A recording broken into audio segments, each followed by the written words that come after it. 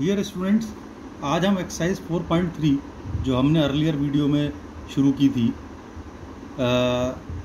मैं रिकॉल करा दूं, जिसमें हमने एरिया ऑफ ट्राइंगल सीखा था यूजिंग डिटरमिनेंट और कंडीशन ऑफ कोलिनियरिटी की भी वहाँ हमने उसके पैरेलल बात की थी।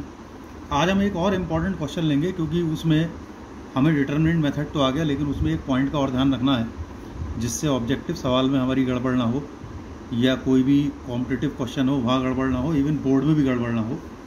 तो जैसे कि मैंने उस दिन बोला था अपनी लास्ट वीडियो में कि इफ़ द 3 पॉइंट्स, जिसमें कि एक अननोन है, जैसे मैं रैंडमली कोई भी पॉइंट ले लेता हूँ 3,4, 5,-6 and 0,k are collinear, then find the, या मैं इसे और चेंज करता हूँ जिससे आपको ये बेटर रूप में दिखाई दे। If the points are forming a triangle, let them say ABC, triangle ABC with its area 12 square unit, then find the value of k।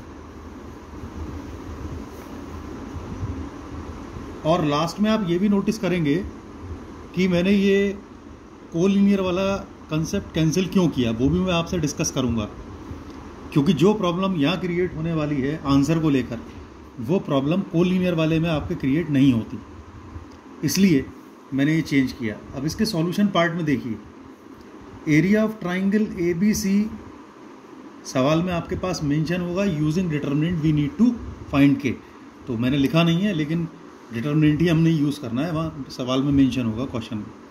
So area of triangle ABC का फार्मूला हमने पढ़ा है half, कोई भी एक coordinate से हम शुरू कर सकते हैं, 3, 4, 1, 5, -6, 1, 0k 1 and it is given to be 12। यहाँ तक कोई प्रॉब्लम नहीं है।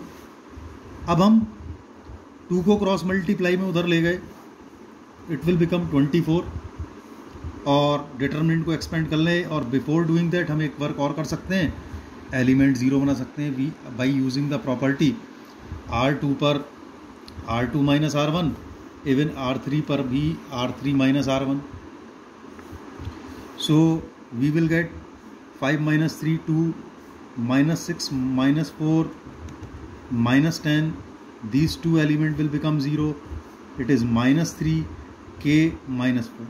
इसलिए सिर्फ डायरेक्ट भी एक्सपेंड कर सकते थे, यू नो कि ऐसे हमारी कैलकुलेशन फर्दर आसान हो सकती है। यहाँ एक्सपेंड अब हम करेंगे इसके, क्योंकि here we can find 2 zeros are there in column 3, so we will expand it through column 3। So expand it keeping sign scheme in our mind, plus minus plus, so it is plus of 1, removing row and corresponding column in which this element lies, we will get 2 by 2 order determined like in this way, and this is now equal to 24. Doing cross multiplication, twice k -8 minus this product become plus, so plus 30, it is 24, 2k -8 minus 30, it will give us -38 24। अब यहाँ हमारा most important step आता है, जिस वजह से मैंने ये क्वेश्चन कंसीडर किया था, otherwise we have no reason to consider it.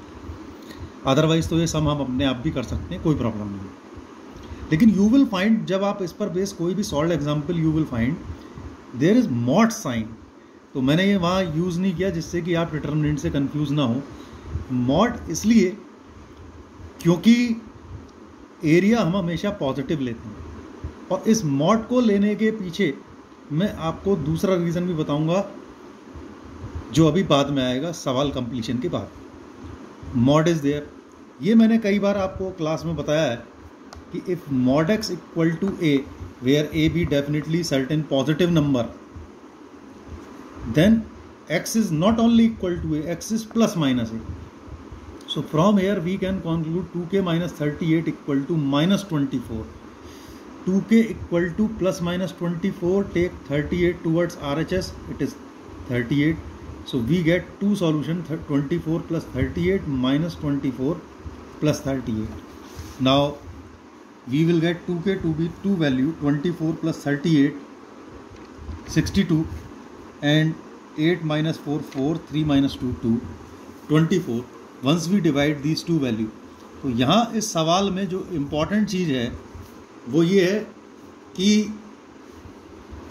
आपने ध्यान रखना है मॉड का इस सवाल में, जो आपके लिए इम्पॉर्टेंट है, ये मैं बार बार कह रहा हूँ। Otherwise you will definitely miss one answer, आपका एक आंसर मिस हो जाएगा। अब इस मॉड के पीछे रीज़न और डबल आंसर के पीछे रीज़न मैं आपको दिखा रहा हूँ या डायग्राम में। सपोज मैं रफली ए पॉइंट ये 3,4 ले लेता हूँ इस तरीके से, बी पॉइंट ये मैं 5,-6 ले लेता हूँ। ये पॉइंट अपने जो स्टिपुलेटेड क्वाड्रेंट है उनमें नहीं है। मेरा जो यहाँ मोटिव है वो है कि डबल आंसर क्यों आ रहा है, के की वैल्यू 2 क्यों आ रही है। एक तो आ रहा है मेरा 0,31, if I take k to be 31 and the another one is 0,12। क्योंकि ये दोनों पॉइंट फिक्स्ड हैं, ये दोनों पॉइंट, ये पॉइंट वेरिएबल है सी पॉइंट, तो सी पॉइंट ऊपर भी हो सकता है having triangle area 12 square unit, और सी पॉइंट नीचे भी हो सकता है। Then its coordinate changes to 0,12 like in this case, इसका भी एरिया 12 स्क्वायर यूनिट है। That is why we are getting here the double answer. इसी वजह से अब आप ये भी रीज़न दोबारा समझ सकते हैं वहाँ मैंने कोलिनियर वाली लाइन क्यों काटी थी। क्योंकि अगर मैं ये कोलिनियर सवाल में लेकर चलता और ये हाफ ये डिटरमिनेंट आपके सामने 0 रखता, और 0 रखने के बाद जब मेरे पास ये एक्सप्रेशन आता 38 mod and it is 0 for collinearity, तो यू कैन नोटिस दैट 2 0 में चला गया क्रॉस मल्टीप्लिकेशन 2k माइनस 38। अगर मैं मॉड हटाकर यहाँ प्लस माइनस 0 करूँ भी, तो because we all know 0 is a signless number, ये सारी टर्में एक ही हैं, तो here we don't get the double answer. तो कोई स्टूडेंट अगर यहाँ केवल 0 भी ले रहा है, प्लस माइनस 0 नहीं भी ले रहा है, तो उसका आंसर भी करेक्ट हो जाएगा, और जो प्लस माइनस 0 ले रहा है उसका भी आंसर करेक्ट हो जाएगा, और दोनों के आंसर सेम होंगे, क्योंकि यहाँ यूनिक आंसर आना है। लेकिन प्रॉब्लम वहाँ है जहाँ डबल आंसर आना है, you can miss one answer. और इसी पर बेस्ड मोस्ट इंपॉर्टेंट आपका एक सॉल्व एग्जाम्पल भी है और एक आपका अनसॉल्व भी है ऑब्जेक्टिव क्वेश्चन लास्ट वाला एक्सरसाइज में। आप इसे ध्यान से करें। नेक्स्ट वीडियो में अब हम माइनर और कोफैक्टर को लेकर बात करेंगे, जिससे कि हम डिटर्मिनेंट में के थ्रू मैट्रिक्स का इन्वर्स, जो हमने पहले एलिमेंट्री ट्रांसफॉर्मेशन से पढ़ा था, अब हम एलिमेंट्री ट्रांसफॉर्मेशन की बजाय मैट्रिक्स का इन्वर्स इफ एग्जिस्ट डायरेक्ट निकालना सीखेंगे। Thank you very much students for watching this.